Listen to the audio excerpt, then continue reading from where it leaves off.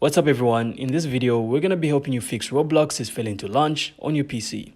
So if you're going through this, don't worry, there are a few quick fixes that you can use to get it running again. So simply start by restarting your PC. So it sounds simple, but it actually clears up a bunch of temporary issues. After that, you can then try reopening Roblox again from your browser or the app. And if it still won't launch, you can then open settings, then go to apps, then installed apps. From here, you can then find Roblox, then click advanced options. Next, simply select repair, and if that doesn't work, simply try reset.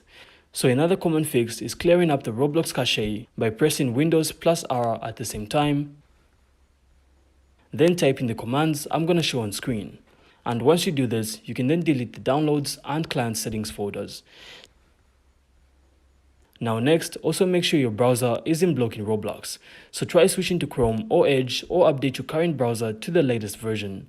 And don't forget to update your graphic drivers, as outdated drivers can stop Roblox from opening.